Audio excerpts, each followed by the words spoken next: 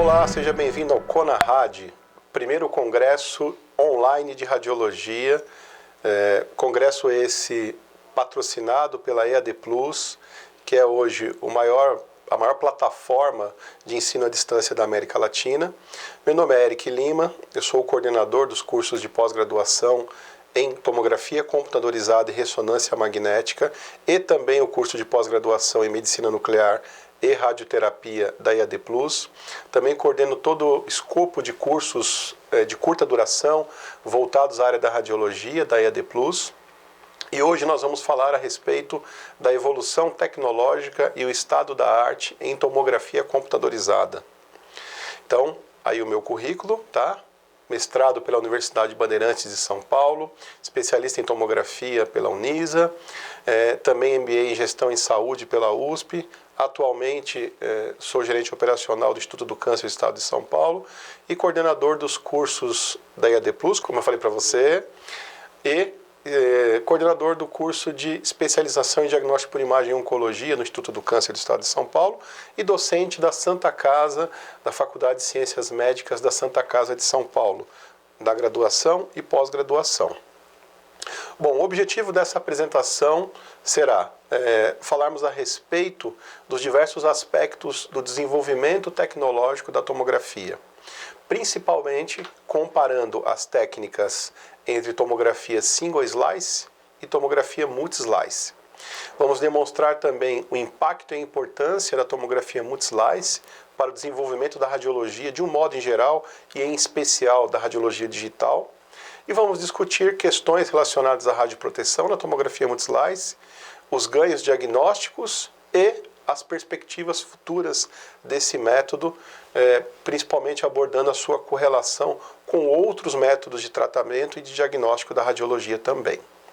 Bom, não temos como falar a respeito de tomografia sem citarmos brevemente o seu maior idealizador, que é o físico, o engenheiro britânico Hounsfield. Como você vê nesse artigo demonstrado, ele foi ganhador de um prêmio Nobel de Medicina. Destaca-se também no projeto de Hounsfield a sua grande busca pela solução desse problema na época, que era o diagnóstico principalmente das patologias neurológicas, já que naquele momento nós tínhamos, isso estamos falando da década de 70, né? Final dos anos 60, início dos anos 70, tínhamos apenas o raio-x convencional como método diagnóstico.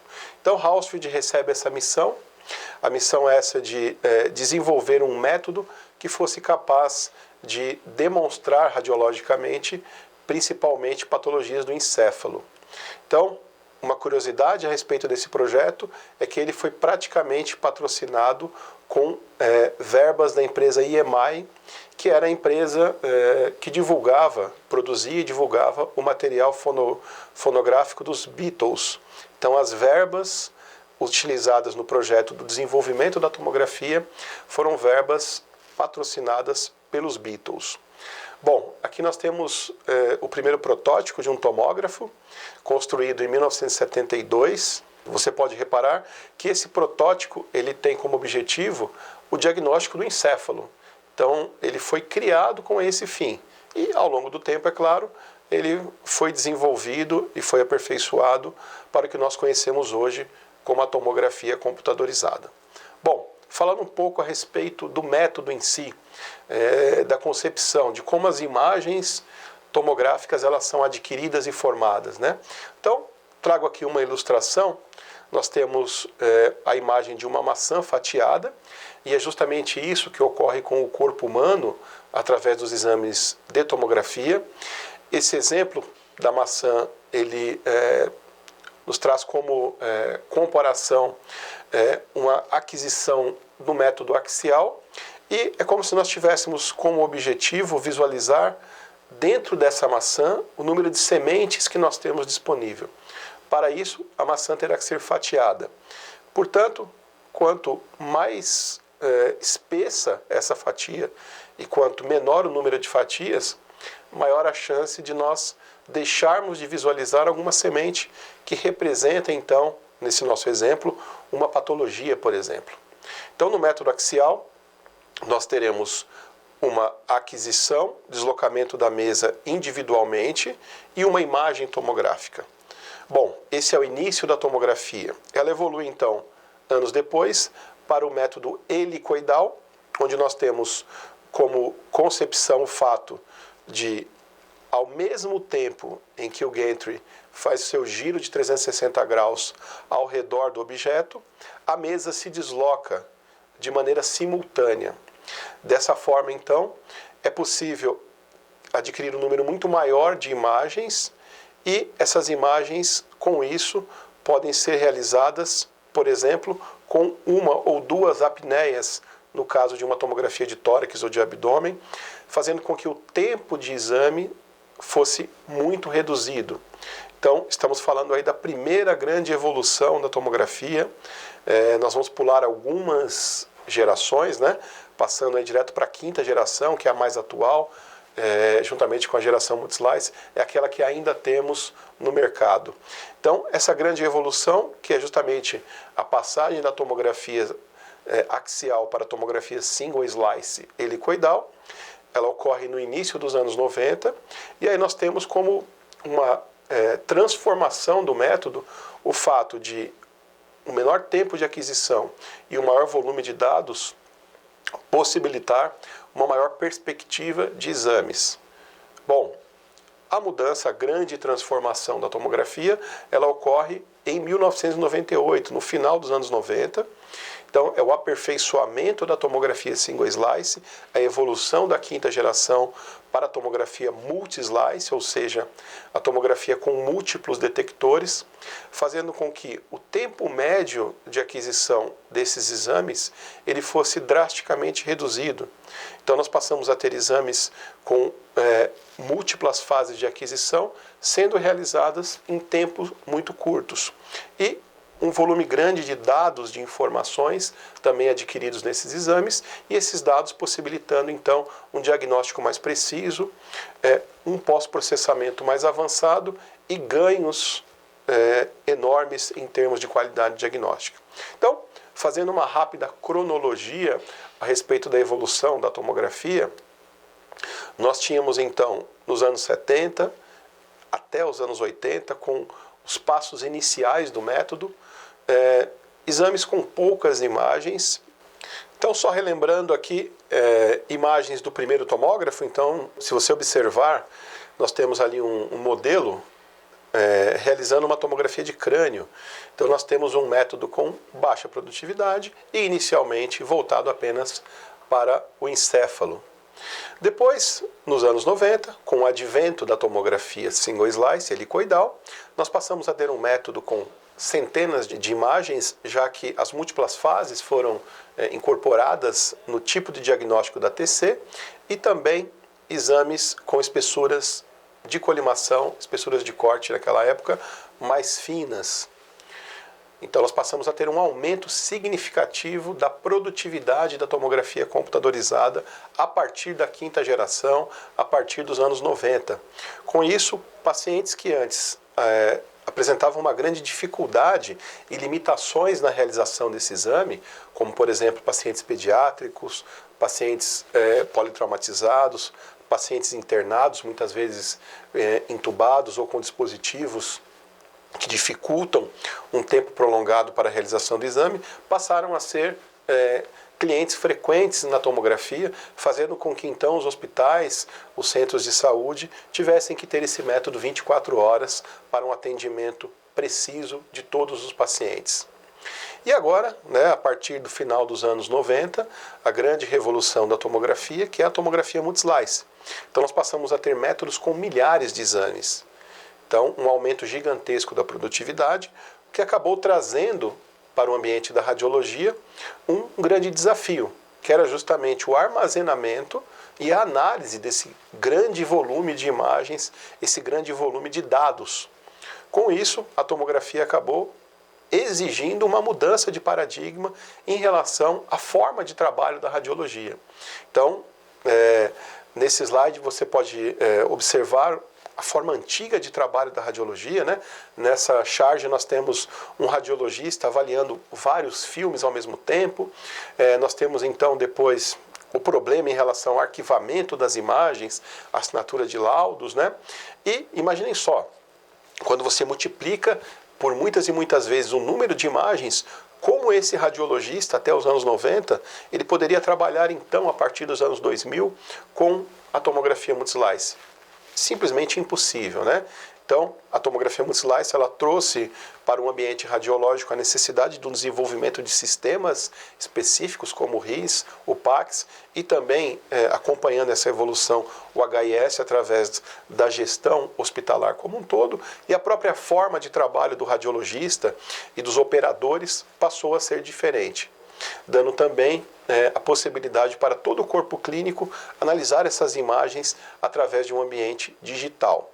Então, nós passamos a ter todo o hospital, toda a clínica, ou muitas vezes serviços multicêntricos, né, interligados através de um sistema de rede com armazenamento e compartilhamento das imagens. Bom, passando então para as questões clínicas da evolução diagnóstica da tomografia multislice.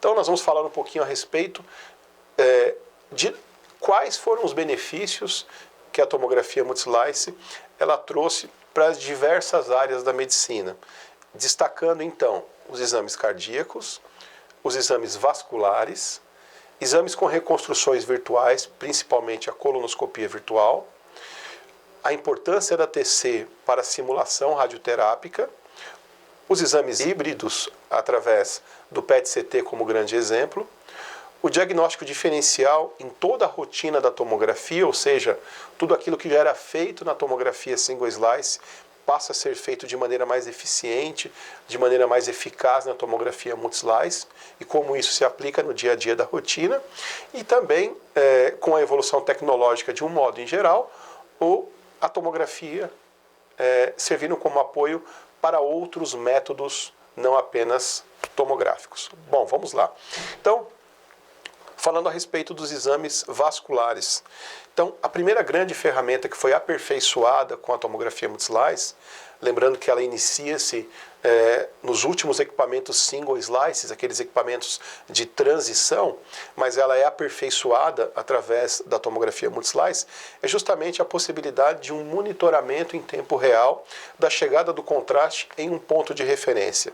Então, cada fabricante tem o seu nome comercial para essa ferramenta, mas basicamente ela traz como grande vantagem o fato de nós conseguirmos, através de sua utilização, obtivermos o tempo exato e, portanto, uma cronologia, um planejamento temporal absolutamente preciso para que nós possamos, então, adquirir imagens com contraste arterial naquela artéria de interesse. Bom, para os exames cardíacos, isso é fundamental. Então, a famosa tomografia cardíaca ou tomografia das artérias coronárias, né? Na minha opinião, é o grande exemplo da evolução da tomografia multislice, porque nós podemos, através desse exame, diagnosticar pequenas lesões quase que milimétricas nas artérias coronárias e em um objeto que, apesar de obviamente ser controlado através de medicações, mas ele ainda está em movimento, que é o coração.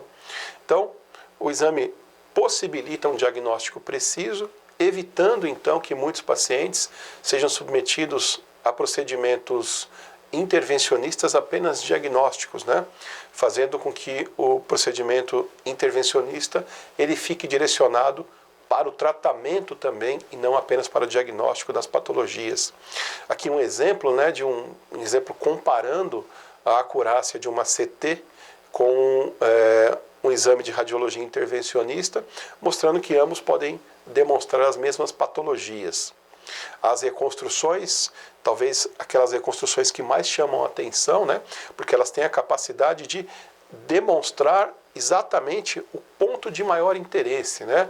Eu gosto de utilizar um exemplo para enfatizar a importância da reconstrução 3D, né? Imaginem só você numa viagem para Paris. Quando você vai para Paris, você vai fazer milhares de fotografias, né? Só que vai ter aquela fotografia que você vai colocar no seu WhatsApp, no seu Facebook. No caso de Paris, é a fotografia com a Torre Eiffel. Então, é exatamente isso que acontece com a reconstrução 3D. A reconstrução 3D, ela demonstra aquela imagem de maior importância, aquela imagem que vai resumir todas as milhares de imagens adquiridas durante o exame completo. Então, fica muito mais fácil, por exemplo, para demonstrar essa imagem para um outro clínico, para um outro médico especialista, ou até mesmo para o paciente. Bom, não apenas exames dedicados à cardiologia, mas nós temos também aqui exemplos da neuroradiologia, o diagnóstico de estenoses, de aneurismas, né?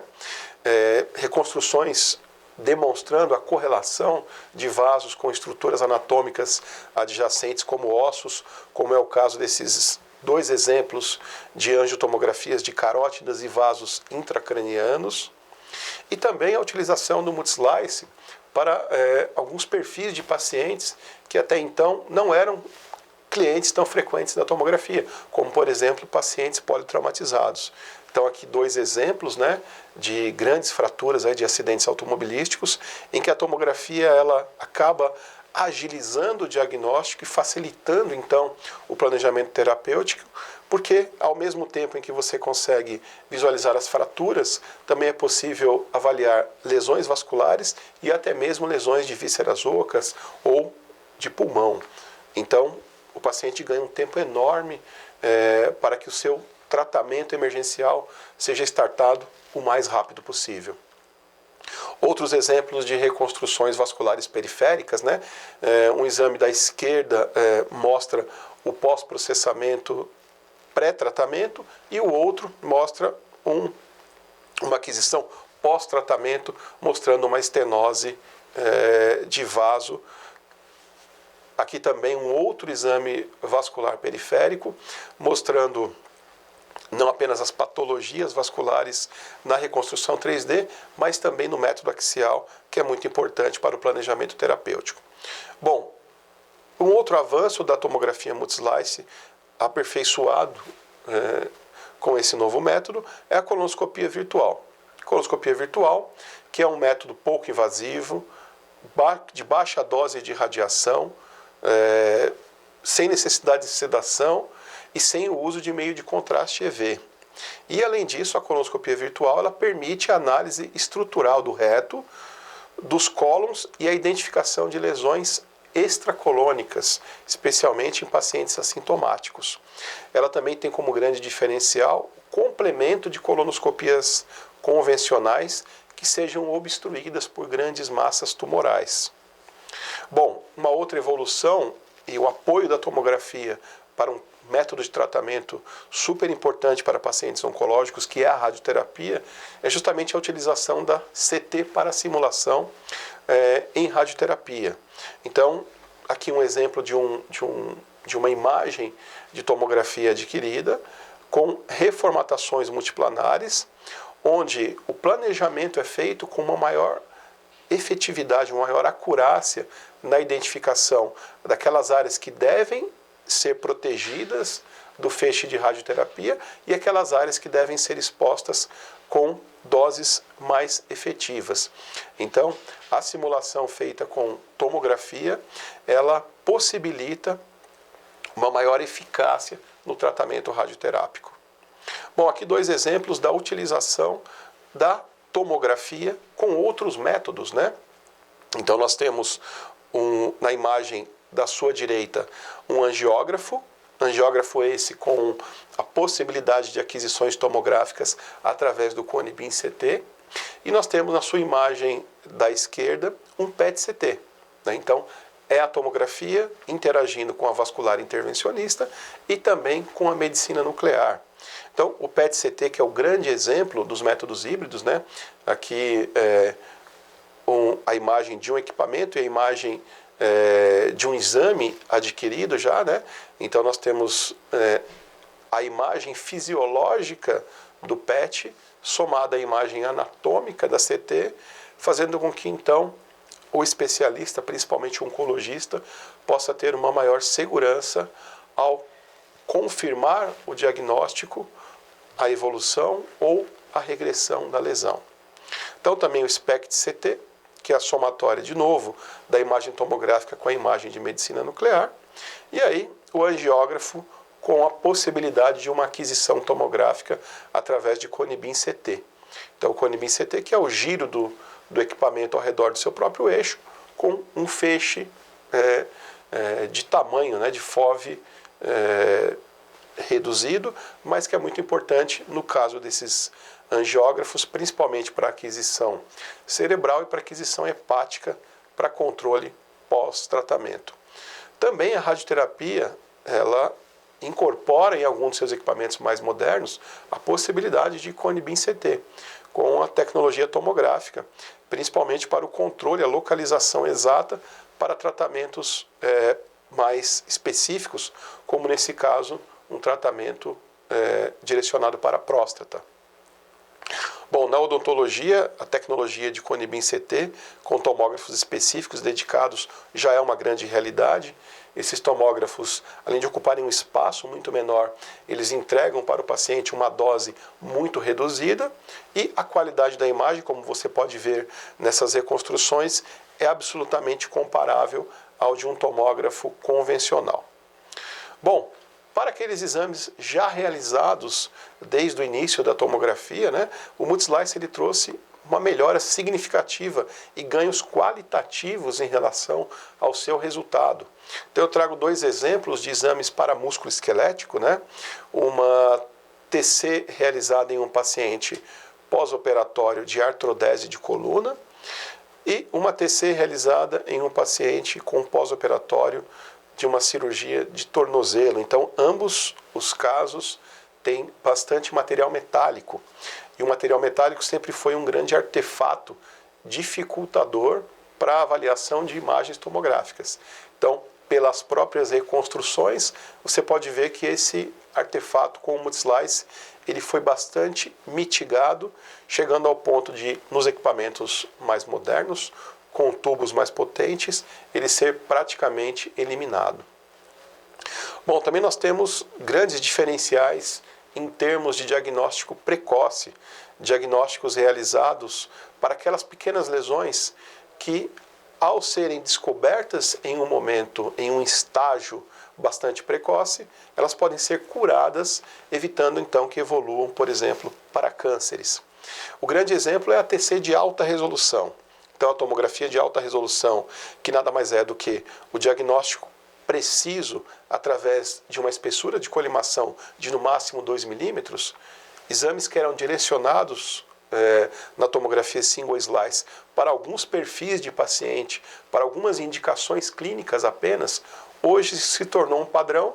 Todas as tomografias de tórax consenso que a reconstrução de parênquima pulmonar ela pode ser realizada sempre com um pacote de imagens de alta resolução, fazendo então com que o diagnóstico precoce do nódulo pulmonar solitário possa se tornar então uma ferramenta adicional para o combate do câncer pulmonar, que é um câncer com uma mortalidade tão alta. Então aqui dois exemplos, né, que mostram não apenas a imagem axial pura, com espessura fina, que é a alta resolução, mas a possibilidade que esse pacote, esse volume de dados adquiridos, então, com essa espessura fina, nos dá de reconstruirmos depois esses parênquimas pulmonares com ferramentas como, por exemplo, o MIP, que vão destacar, então, esses nódulos. Se você observar nas três imagens, nas setas, nós temos nódulos pulmonares muito pequenos, que já são demonstrados, então, nesses exames, podendo, então, com certeza, ser tratados com maior eficácia. Também nós temos exames perfusionais que não fazem parte da rotina, né, de um serviço de tomografia. Existem outras alternativas para esse mesmo diagnóstico, por exemplo, através de ressonância magnética, mas a perfusão por tomografia ela é possível de se fazer, lembrando que, como ponto negativo, a maioria dos protocolos eles entregam uma dose muito alta ao paciente.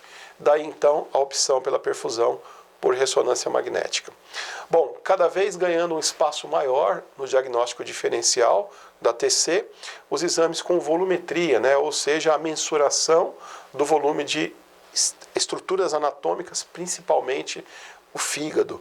Então, a volumetria hepática ela é muito importante para o planejamento cirúrgico, ou seja, o cirurgião ele identifica o volume hepático pré-cirurgia e planeja exatamente aquilo que ele pode, na cirurgia, extirpar do paciente.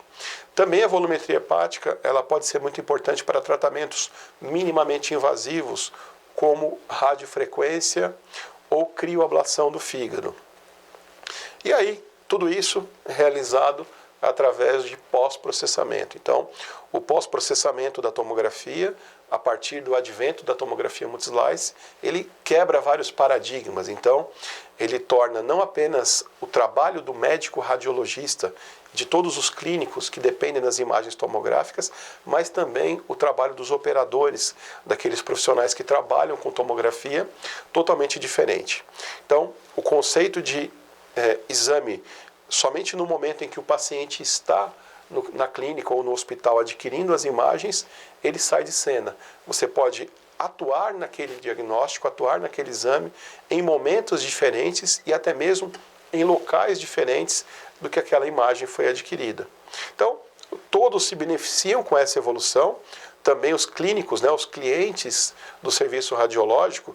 No slide você vê dois exemplos, na sua esquerda nós temos cirurgiões discutindo um caso com uma imagem radiológica e na direita nós temos clínicos discutindo também um caso com imagens radiológicas, ambos sem manuseio de qualquer tipo de arquivo físico.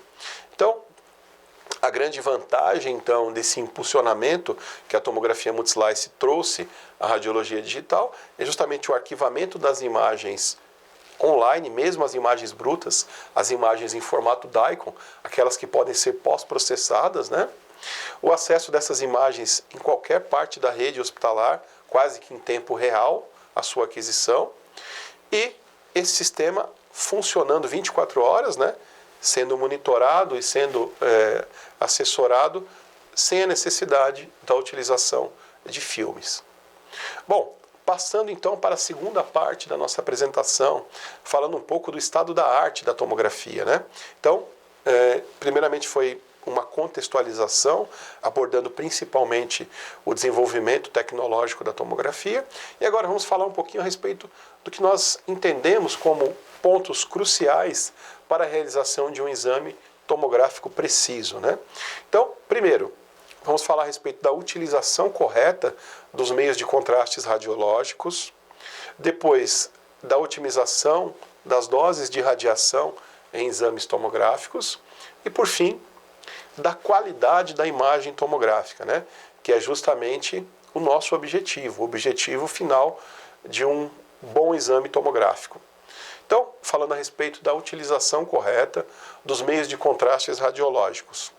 Então, o primeiro ponto é adequar o volume a ser utilizado à concentração do meio de contraste. Então, atualmente a concentração comercialmente mais utilizada é a de 300 mg por ml.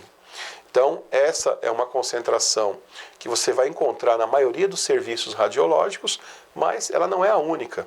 Então, há uma tendência mundial em que contrastes mais modernos, eles tenham maiores concentrações. E, com isso, essa maior concentração, ela vai determinar uma maior densidade, ela vai determinar também uma maior contrastação por ml do produto, e ela traz, com isso, algumas possibilidades, como, por exemplo, a utilização em estudos angiográficos e mesmo em outras áreas do corpo com um volume menor de contraste ao paciente. Então, a grande dica nesse primeiro ponto a ser destacado é que você tem sempre que analisar, você tem sempre que obter a informação de qual a concentração do meio de contraste que está sendo utilizado para aquele exame. Então, não basta fazer uma correlação direta entre peso do paciente e volume de contraste sem que essa informação a respeito da concentração seja obtida.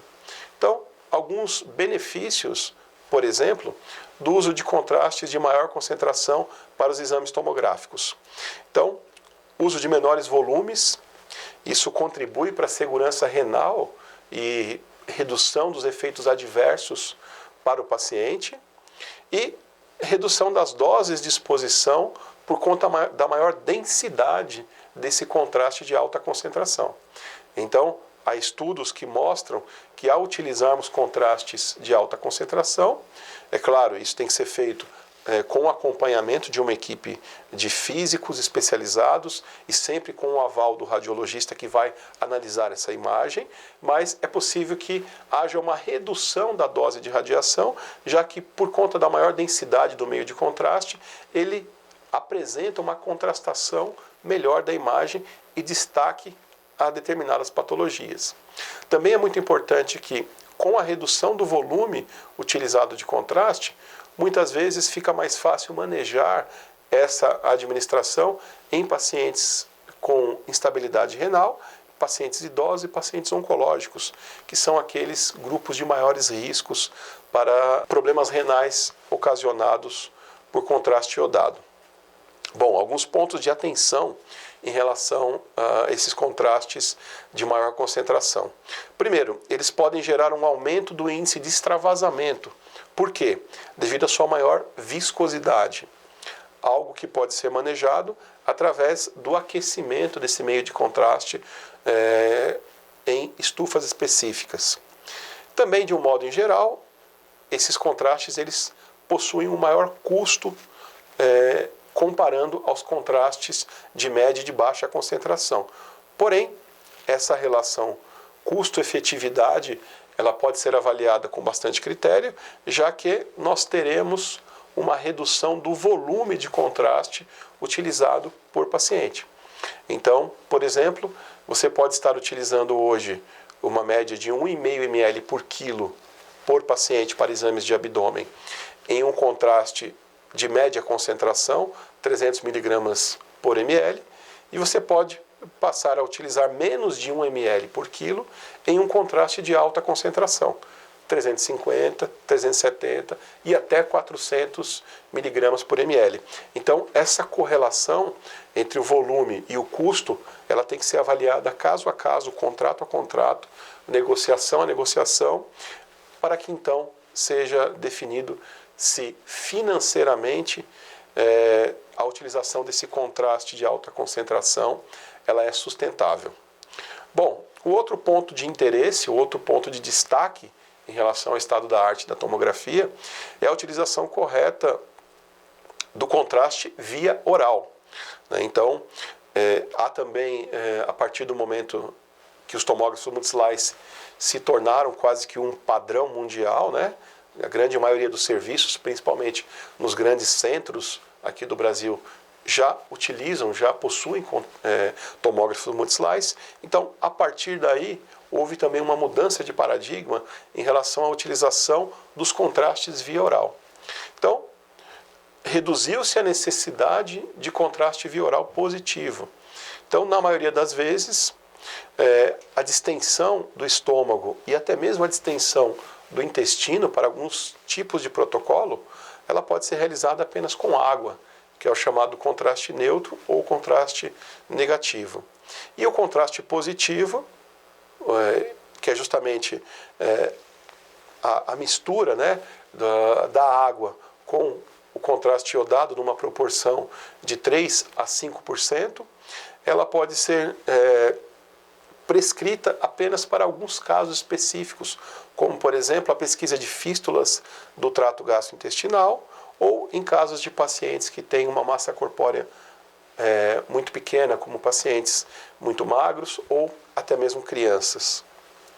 Bom, passando a falar a respeito da otimização das doses de radiação na tomografia, que é outro ponto crucial na tomografia moderna, né? Então, todos têm que ter uma grande preocupação em relação a utilizar apenas a dose de radiação que seja necessária para um exame diagnóstico.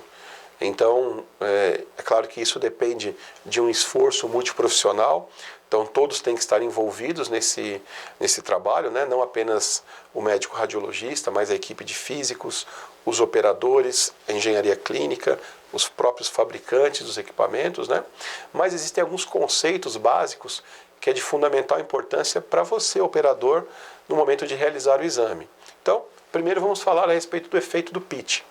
Então, se o MA for alterado, a dose é inversamente proporcional ao pitch. Tá? Então, nós temos que ter isso em mente, né? Que se o MA ele não for modificado, a modificação do pitch, ou seja, a redução do pitch, ela vai aumentar a dose de radiação.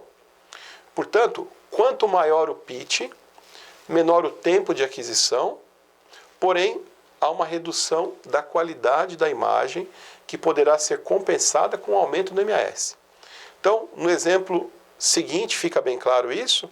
Se nós falarmos em termos de dose efetiva, né, de MAS efetivo, na imagem A, o pitch de 1, com 200 MAS, ele vai entregar exatamente 200 MAS para o paciente.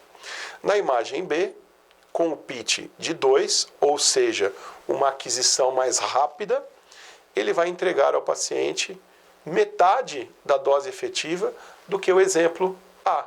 Ele vai entregar apenas 100 MAS. E no exemplo C, com um pitch de 0,5 e os mesmos 200 MAS, na verdade o paciente recebe proporcionalmente em termos de dose efetiva 400 MAS, em uma aquisição mais lenta.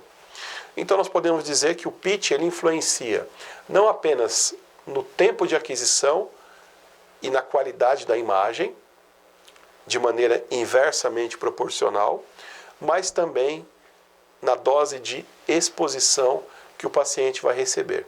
Então, é um dos fatores principais que devemos sempre nos atentar no momento de realizarmos um exame tomográfico. Para você não esquecer a fórmula, MAS efetivo é igual a MAS selecionado, no caso do nosso exemplo aqui 200, dividido pelo pitch.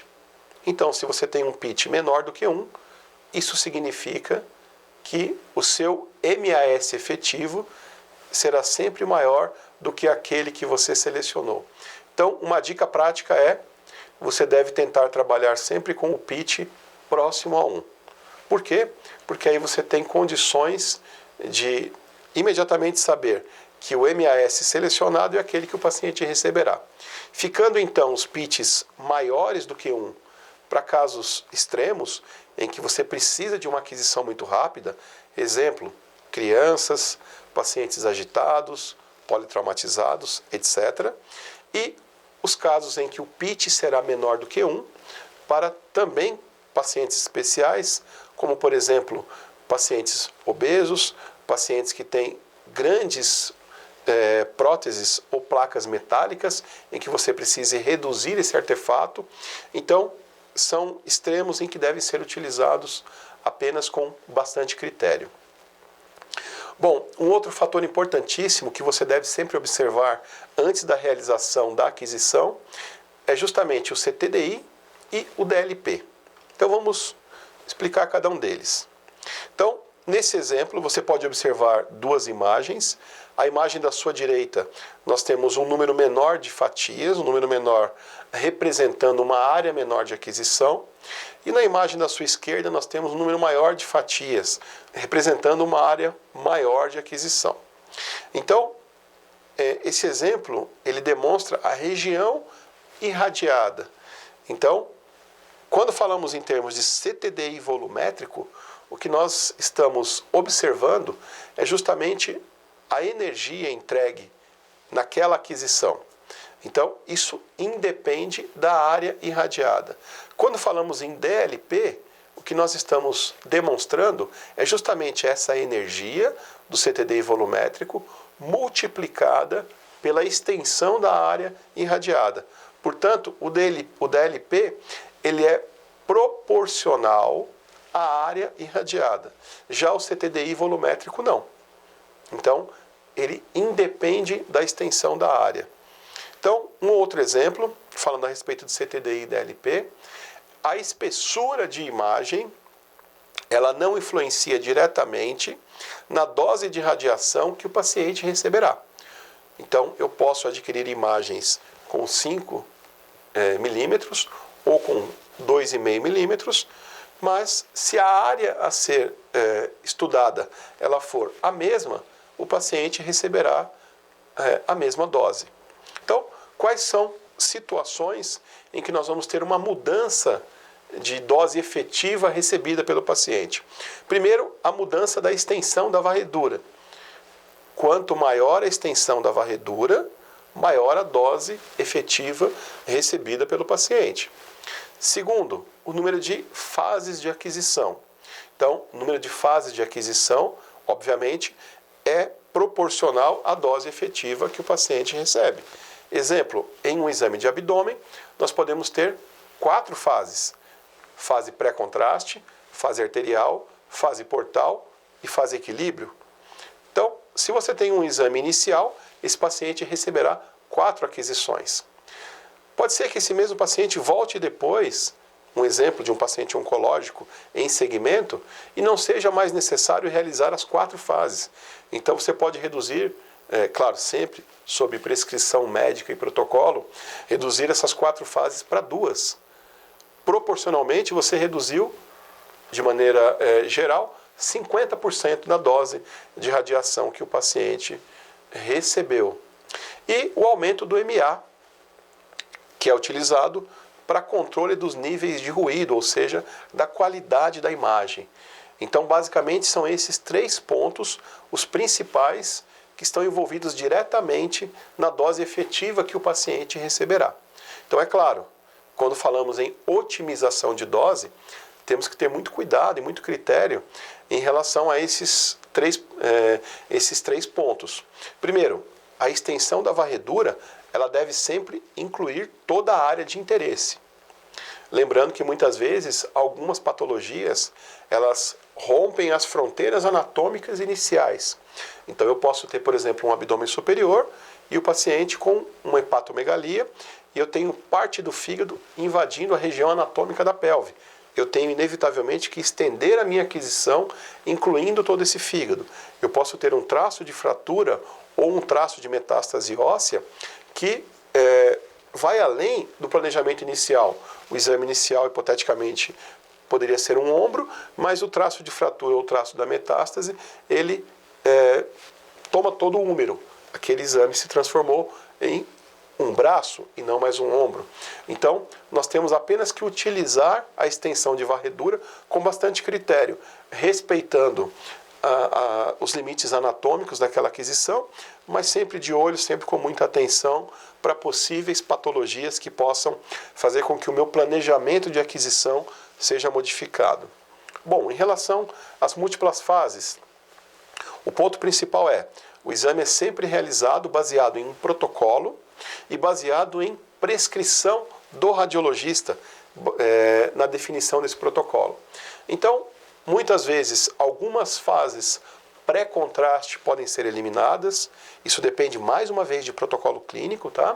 Como, por exemplo, exames de pescoço, exames de tórax, exames musculoesqueléticos, que podem ser realizados diretamente com contraste, e alguns exames de pacientes que estão em segmento, que já têm exames iniciais com múltiplas fases, que podem também ser realizados com supressão de algumas sequências. E no caso do MAS, temos que ter bastante cuidado, porque a mudança do MAS, a alteração do MAS, principalmente com o objetivo de redução de dose, ela tem que ser feito com bastante critério para que o diagnóstico das lesões não seja prejudicado. Portanto, a mensagem em relação à mudança de MAS, a otimização do MAS, é que o equilíbrio entre essa otimização de dose, de exposição e a qualidade diagnóstica das imagens, esse é o nosso objetivo, esse é o nosso ponto de busca. Então vamos falar a respeito disso. Vamos mostrar algumas imagens, alguns exemplos e discuti-las. Bom, então primeiro falando a respeito da espessura de colimação, a importância da espessura de colimação. Então, Quando eu penso em espessura de colimação, eu gosto sempre de exemplificar dessa forma para os alunos, nós estamos pensando em fatias, literalmente em fatias. Então, quanto mais fina a fatia, maior a chance de você demonstrar pequenas lesões, pequenas imperfeições. Então observem essas duas imagens, esses dois exemplos. A imagem da sua direita, nós temos uma imagem de 1 milímetro, e na imagem da sua esquerda nós temos uma imagem de 5 milímetros. Bom, em ambas as imagens você está vendo uma grande lesão no lado direito, superior, anterior, do pulmão desse paciente. Bom, agora nós temos uma outra imagem, um outro exemplo, também de 5 milímetros, onde eu pergunto, fica mais difícil ou fica mais fácil de observar pequenas lesões? Quando nós mostramos a mesma imagem, só que com 1 milímetro, reparem que aquele nódulo mais difícil de se visualizar na imagem de 5 milímetros, agora na imagem de 1 milímetro, ele fica mais evidente. Bom, falando a respeito de nível de ruído da imagem, aí onde o MAS vai entrar como um fator fundamental. Bom, imagem da sua direita, ela é uma imagem realizada com 100 MAS, imagem da sua esquerda com o dobro da dose de exposição, 200 MAS. Eu lhe pergunto, qual dessas imagens tem o maior nível de ruído? Obviamente você vai me dizer que é a imagem da sua direita, com 100 MAS. Mas antes de passarmos para o slide seguinte, eu já quero lhe perguntar mais uma coisa. Ok, essa imagem tem o maior nível de ruído, mas esse maior nível de ruído, ele influencia na qualidade do diagnóstico? Então, vamos aqui para uma definição de um conceito super importante. Nem sempre a melhor imagem, nem sempre a imagem esteticamente mais bonita, ela é necessária para que o diagnóstico seja feito.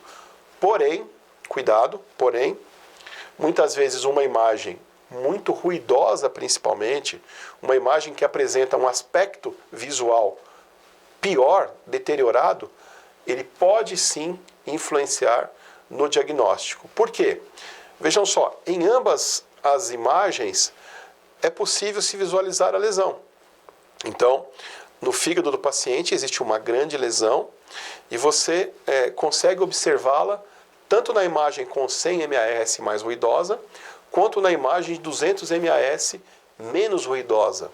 Porém, nesse slide seguinte, eu quero chamar a sua atenção para um dos objetivos de um exame tomográfico, que não é simplesmente demonstrar a patologia, mas também caracterizá-la.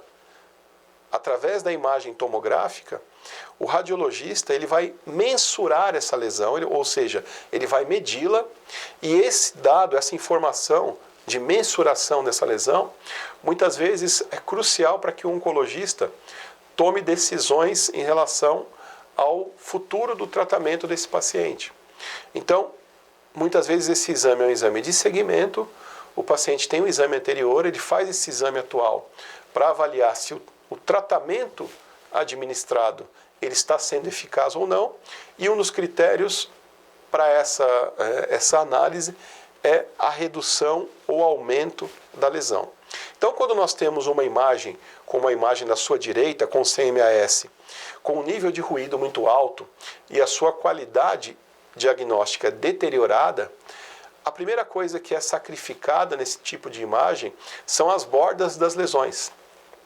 Então, se você observar bem, a imagem de 200 MAS, ela nos dá com nitidez uma fronteira a ser utilizada como referência para que a lesão seja medida. Já a imagem de 100 MAS, nós perdemos essa fronteira. Então, as bordas da lesão, elas ficam absolutamente deterioradas, dificultando então a precisão do observador para que ela seja mensurada. Nós podemos observar também que além do nível de ruído obtido com uma redução ou aumento do MAS, esse ruído ele pode também ser melhorado, ser otimizado com o equilíbrio entre a espessura de colimação no momento da reformatação multiplanar.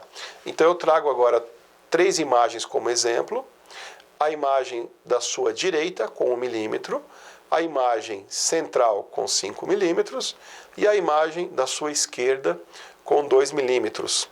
Então nós temos agora 2 conceitos que parecem conflitantes, mas não são. Ou seja, eu tenho que ter uma imagem com uma espessura fina para demonstrar melhor algumas lesões, mas ao mesmo tempo essa espessura muito fina para estruturas muito grandes, como é o caso desse abdômen superior, ela pode também trazer um nível muito alto de ruído, prejudicando a avaliação da estrutura. Ao mesmo tempo, a espessura dessa imagem ela é aumentada acima do nível aceitável, com uma imagem central de 5 milímetros, essa imagem pode trazer distorção para as bordas da lesão. Então, um equilíbrio deve ser encontrado. Nesse exemplo, se vocês observarem bem a imagem com 2 milímetros, o nível de ruído do fígado é aceitável e a delimitação das bordas da lesão também fica bem aceitável, superando então os outros 2 exemplos com 1 e 5 milímetros.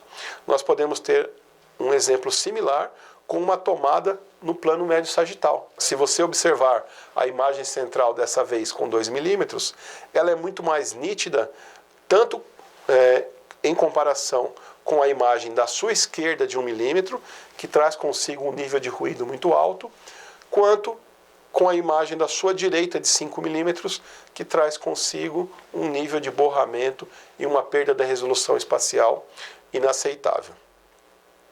Bom, chegando ao fim da nossa apresentação, vamos falar um pouco a respeito de reconstruções 3D. Então, já vimos isso um pouquinho no início da aula, a importância da reconstrução 3D, a reconstrução 3D como sendo o resumo do estudo, o resumo do exame, enfatizando situações clínicas e patologias, mas nós temos que lembrar que a reconstrução 3D, ela também depende de uma aquisição feita com os parâmetros adequados de imagem. Nesse caso, por exemplo, nós temos a imagem da sua direita, uma reconstrução 3D cheia de degraus, cheia de imperfeições, absolutamente inaceitável para o diagnóstico clínico, e a imagem da sua esquerda, uma imagem perfeita, uma imagem com detalhes anatômicos absolutamente precisos para um bom diagnóstico, e a diferença entre ambas está justamente na espessura de colimação da imagem bruta, da imagem fonte.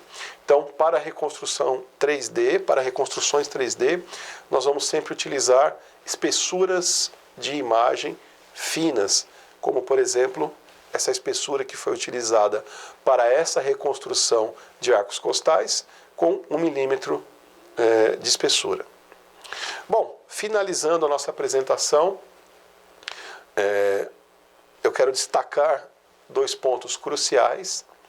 Nós buscamos sempre o exame de ótima qualidade e, para isso, o nosso objetivo tem que ser o equilíbrio entre a otimização de dose de exposição, qualidade diagnóstica das imagens tomográficas, sempre com o uso racional dos meios de contraste. O exame deve ser avaliado de modo criterioso, principalmente, em primeiro lugar, pelo operador, por aquele profissional que realiza o exame. E esse profissional, ele deve ser o mais exigente sobre a qualidade do seu próprio exame. Se você for um profissional exigente com a qualidade do seu próprio exame, tenha certeza, o médico radiologista e os outros clínicos que dependerão das suas imagens para um bom diagnóstico, eles também, com certeza, ficarão muito satisfeitos com o produto final que você realizou. Quero agradecer pela atenção, espero que esteja curtindo o CONARAD, curtindo as outras apresentações também, e espero você em outras oportunidades. Grande abraço.